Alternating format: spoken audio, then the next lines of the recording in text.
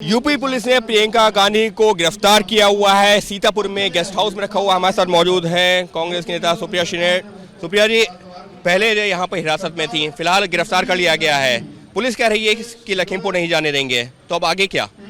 40 घंटे से प्रियंका जी इन गेटों के पीछे नजरबंद थी। डिटेंशन था उनका, जो इलीगल था, अवैध था, अनैतिक था।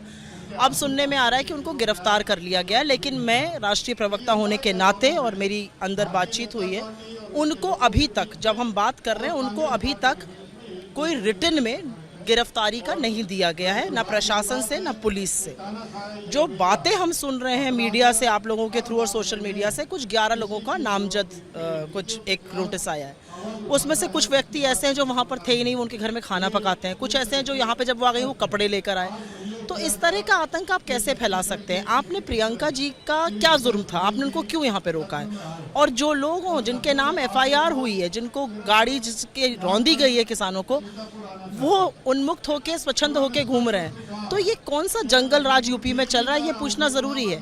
ना सिर्फ वो स्वच्छंद होके घूम रहे हैं, वो मंत्री भी बने हुए हैं। तो जिस देश में केंद्र सरकार में गृह राज्य मंत्री के खिलाफ और उनके पुत्र के खिलाफ FIR होती है और वो अपने पद पे बने रहते हैं, तो कौन सी न्याय की अपेक्षा हम कर सकते हैं? जरा आप मुझे समझाइए। यूपी सरकार की तरफ से कहा जा रहा है, अगर जो है सैकड़ों की संख्या में कार्यकर्ता लेकर के नेता कार्यकर्ता लेकर के वहां जाएंगे तो माहौल खराब हो सकता है। धारा 144 लगी हुई है।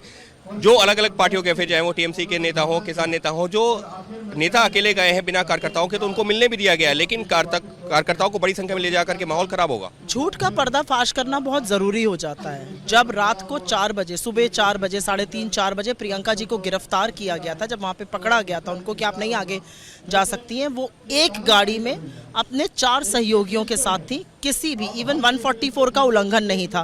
तो वो तो शांति से जा रही थी, उनको क्यों रोका आपने? मैं ये पूछना चाहती हूँ आपसे। वो चुपचाप शांति से, बिना CLP लीडर के, बिना किसी के, बिना कांग्रेस स्टेट प्रेसिडेंट के, वो चुपचाप जाकर उन किसानों के 2 आंसू पोंछना चाहती थी। आपने उनको जबरन क्यों रोका?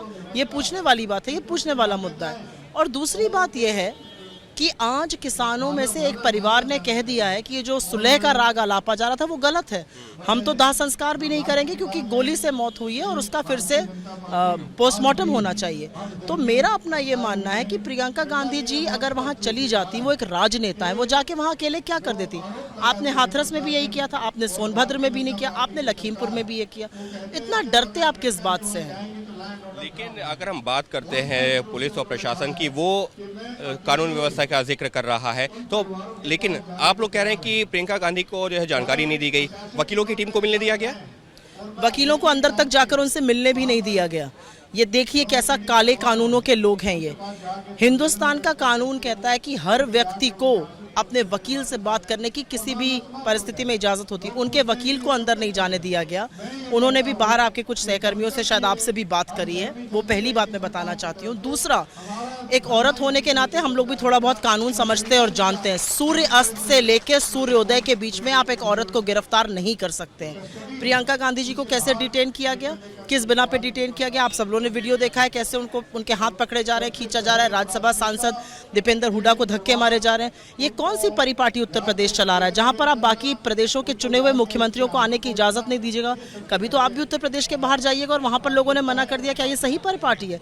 तो इन सब चीजों का जवाब देना पड़ेगा। लेकिन सबसे बड़ी बात यह है कि अगर वो व्यक्ति अपने पद पर बना रहेगा और बर्खास्तगी नहीं होगी और गिरफ्तारी लड़के की नहीं होगी, तो क्या न्याय की उम्मीद करी जाए? मोदी जी चुप क्यों हैं? तो आगे क्या? क्योंकि प्रियंका गांधी फिलहाल इन गेट्स के पीछे हैं, कहा गया है, जानकारी मिली है कि गिरफ्तार किया गया, तो अब आगे क्या? आप लोग कब तक बैठे? आपकी जानकारी के लिए बता देना चाहती हूँ, क्योंकि मेरी उनसे बात भी हुई है।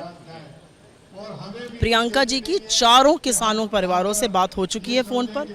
उन्होंने उनकी खोज खबर ली है, सहानुभूति व्यक्त करी है, श्रद्धांजलि दी है और उनको हौसला दिया और वादा किया है कि वो न्याय की इस लड़ाई में उनके साथ खड़ी रहेंगी। अगर वो बाकी नेताओं की तरह 4 घंटे का धरना करके चली जाती, तो आपको लगता है FIR होती? आपको लगता है न्याय मिलेगा? न्याय तो होकर रहेगा और प्रियंका गांधी सुनिश्चित करेंगे कि वो न्याय हो। उनको नज़रबंद करके रखा गया, अभी तक कुछ लिखित में दिया नहीं गया है। आगे की कार्रवाई हम तब करेंगे जब हमें पता तो चले कि हमें किस बेसिस पर यहाँ रखा गया है। यानी साफ तौर पर कांग्रेस के नेताओं का ये कहना, सुप्रिया श्रीनेट का राष्ट्रीय प्रवक्ता है, उनका ये कहना है कि पहले पता तो चले कि आखिर गिरफ्तार किया गया है, यहाँ पर कैसे रखा गया है और वजह क्या है, क्योंकि प्रियंका गांधी जब वहां पर जा रही थी तो उनके साथ में भीड़ नहीं थी, धारा 144 का उल्लंघन नहीं था, तो फिर आखिर उनको क्यों रोका गया। तो फिलहाल इस गेट के पीछे ये जो यहाँ पर है, इस पे एक पोस्टर भी लगा दिया गया है, लखीमपुर किसान नरसंहार में शहीद हुए अन्नदाताओं को भावपूर्ण श्रद्धांजलि। इस गेट के पीछे प्रियंका गांधी वाड्रा हैं, जिनको जो है फिलहाल पहले हिरासत में रखा गया था और फिलहाल अब तक की जानकारी के मुताबिक उनको गिरफ्तार किया गया है। और प्रियंका गांधी का ये कहना है कि उनके जो किसानों से, उन परिवारों से बात हुई है जिनकी जो है ये जो घटना घटी थी उसमें मौत हुई थी। तो फिलहाल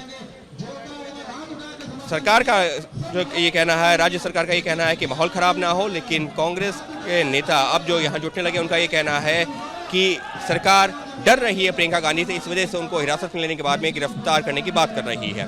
कैमरा पर्सन निखिल रस्तोगी के साथ अंकित गुप्ता, एबीपी न्यूज़, सीतापुर।